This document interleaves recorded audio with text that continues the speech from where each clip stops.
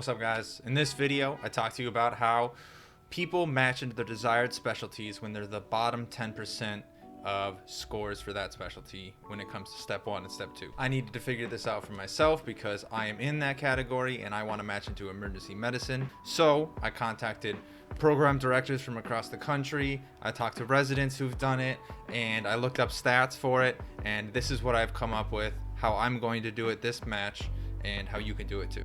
And assuming you aren't going to take more time to do more research for a year or see patients for a year or do some volunteer experience for that time, then this is your best option. And it's these 10 tips that I can give you to impress the most during clinical rotations, get the best letters of recommendation that you can, and get your foot in the door at as many places as possible.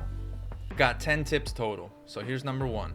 Introduce yourself to each shift to those you don't know. And in this case, err on the side of introducing yourself at a weird time rather than not doing it all.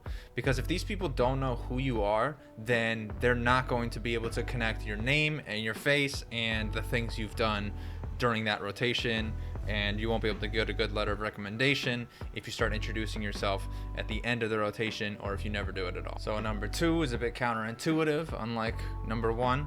Be vulnerable.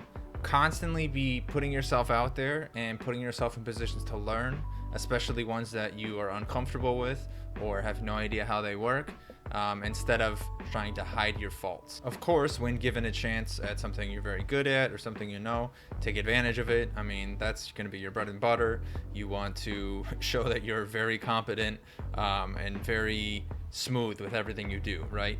But the extra whipped cream and cherry on top comes from you going in there. You've never done an IV ultrasound before, but you know what? Hey, I'm gonna step up and I want to try it, and just showing that you're excited and vulnerable and willing to do this thing, even though it's something you're not super comfortable with. I'm currently in a emergency medicine rotation, and it is very obvious when a resident that I'm working with is starting to very warm up to me during the shift and is trying to get me to do more things and is just excited to see that I'm interested and willing to put myself into these situations where I'm uncomfortable. In this last shift, the resident was straight up went up to me and said, "It's really cool that you asked the questions that you do, because a lot of students act like they already know already." And you know, in her case, she's just saying it's just a turnoff. You know, they're trying too hard to show that they're so competent and good and that they know everything already, when everyone knows that you're a 3rd or 4th year medical student. You just don't know. You don't know yet, and that's okay. This is the place you're in right now, and that's how it should be. So number 3, be honest over kissing ass. I would say a lot of the compliments and good evaluations I've gotten, a lot of it has come from being honest and being sincere in the things I'm saying and doing. I don't say I know something when I don't know it. I say I don't know. And I'm pimped on something, I do my best, or I say I don't know. And then if there's a tough question, such as, for example, I had my last shift, a resident asked me, "Do you want to leave?" And there's about an hour and a half left of our shift, and I genuinely did want to leave. I have things to study for, I have things to do, and as much as I want to just be there and learn, you know, there's an hour and a half left. What am I going to learn when there's nothing going on? No one's seeing patients at this time, and there's nothing to gain really from it. And I said, yeah, I mean, because there's nothing going on, I would like to go home. And amazingly, she looks at me, she's like, "What? Okay, great." I've never, in the entire time I've been here as a 4th year resident, had a student say, "Okay, I want to go home early." Oh my God. Well, my laundry's done. But she was surprised and interested in my sincerity, and was obviously respecting me more because I did that. I just stuck to my guns instead of just saying what they wanted to hear. That brings me to number 4. Force yourself into talking with the important people, like the program director or people who are attached to the program director, or, you know, the chief resident, who might have the most communication with that person, because those are the people that are going to get you into the residency. If you don't communicate with any of them, now it's just going from word of mouth up the ladder until it reaches them. And that brings me also to number 5, which is you never know who is watching. that word of mouth does get up to the top, and it does get to the person who's very important in figuring out whether you get there or not. So whether it's a resident who directly sends an evaluation to the program director, or a nurse who has nothing to do with the whole process, but they come up to the program director and was like, hey, I thought it was really cool that Dr. Trevor did this this morning. It really helped my day. Then that's huge. I mean, those compliments go a long way. And the same thing goes with if you did something poorly, or you really annoyed somebody, that's going to go a long way too. So you never know who's watching. It's showtime at all times, so you just got to always be ready and be prepared, and be comfortable, and do your best when you're in there. Never take a moment off, essentially. For number 6, show courage in all things, but don't hide your excitement.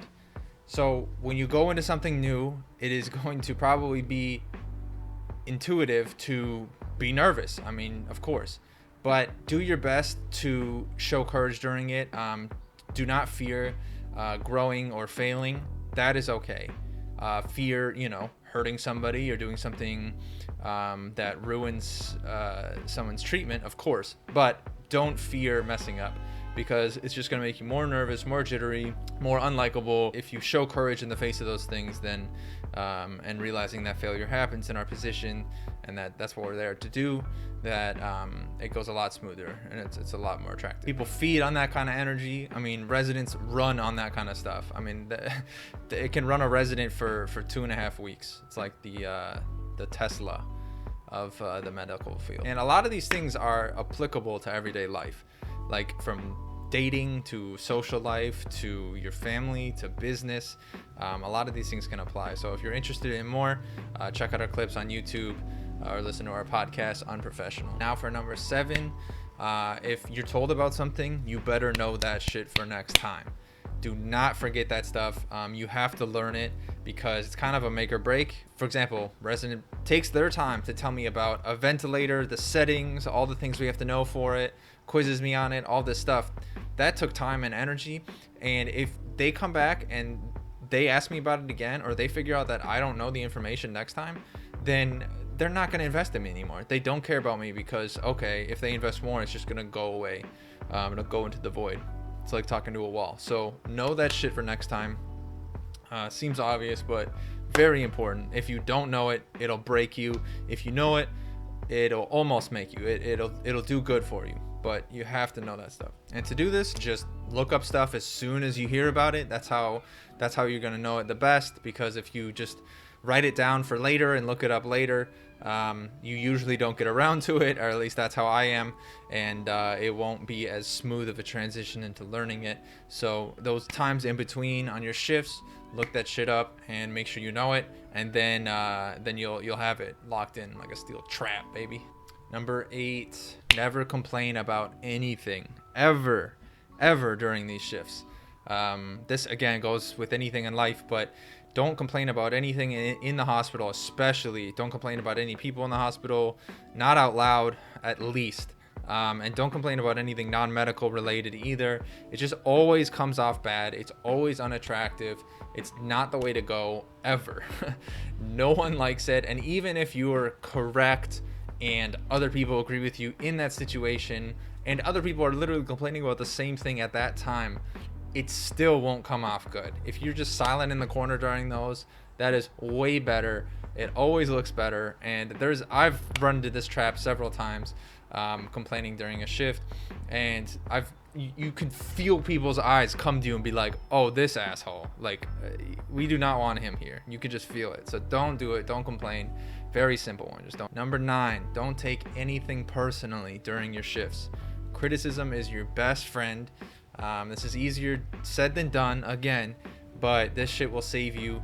You want criticism. You want people to tear you up. You want to figure that shit out, because if you don't do it now, then you won't have that information for the next rotation. And then now you're on your third, rotation that you're interested in for that specialty, such as emergency medicine, and you look like an idiot because you still don't know a basic thing that you should have learned that first rotation or even before then. So if you don't get that feedback then you're definitely not going to know it now, and it is not a good look, let me tell you. Now when you're on your second rotation for emergency medicine, you look like a star because you're already doing dispositions on patients.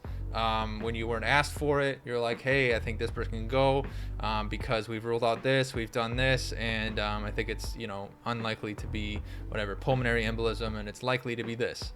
And then they're like, wow, okay, this kid knows what they're talking about, and they're early in their fourth year. That's impressive. Number 10, just got a rapid fire for you. Watch it done, do it with guidance, and then do it alone. Watch it done, do it with guidance, do it alone. So for any procedure, that's how you should go and do it. Don't try it on your own at first. You're gonna fuck it up. So if someone's doing whatever, an ultrasound guided IV again, then watch them do it several times if you have to, and tell them, hey, I've never done it before, I would love to watch you do it whenever it comes up. Or just basic IVs, for instance.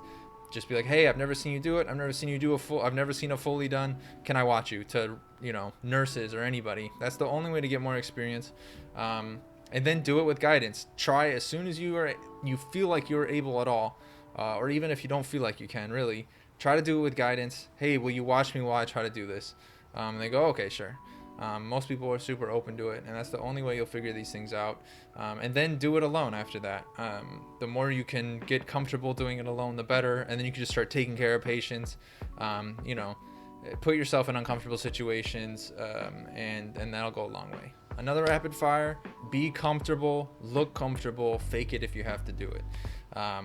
Don't go in there all nervous and jittery and, oh, I don't belong here, I shouldn't be here, or I'm gonna mess up today, I'm gonna fail, because it's just gonna make you look, I guess, unattractive, like someone who doesn't belong there, someone who shouldn't work there. So go in, act like you belong there, know you're gonna fail, and that's okay, and that's your place right now, and that things will be better soon, and not even better, but this is how things should be right now. You're growing, you're learning, and this is the best place to be, and you wouldn't want to be anywhere else. Why would you? You're learning medicine. You made it. And last rapid fire one: in general, don't ask questions that you can Google on your own. Look it up during the shift if you have to, like I've said before. For one example, I was trying to figure out this waveform on this monitor, this cardiac monitor. I didn't know what was happening, so I went up to the resident. I'm like, hey, can you explain this? Because that's ungoogleable, right? How do I Google what this EKG strip shows or this monitor shows? Well, she says, oh, that looks like premature atrial contractions, right? So then I go, okay. And then I have that now opportunity to ask her about it, right? But that's pretty Googleable. So I didn't want to waste her time. She was in the middle of a note. It's unnecessary. So I broke away from that and then Googled it. And I think she realized that and was like, that's pretty dope. He doesn't want to waste my time, but he wants to learn this shit. That's pretty sick. So just know when to do that kind of thing. Know when it's necessary, when it's unnecessary, and just do your best with it, because these guys are busy and they're working hard. But also on that note, don't be afraid to take some of their time. They're here for you. They were in that position once too, and they want to teach. A lot of them want to teach. You just have to give them the opportunity and be vulnerable enough to show that you're willing to learn. And then a couple things that are very important, guys. Take your time getting into this. If you have to wait to study more for STEP, definitely do that. That's what I did. I'm doing a year later than most of my colleagues. And I'm very glad I did it, because I got a couple more months of study and I did much better on my step 2 than I was going to otherwise. And yeah, so take your time. There's no rush. It's going to be okay. 1 year difference does not mean you've lost a year of your life. You're still doing other things. It's all right. And another thing, if you do know another language, or you're close to being, almost fluent with it, definitely hit that hard.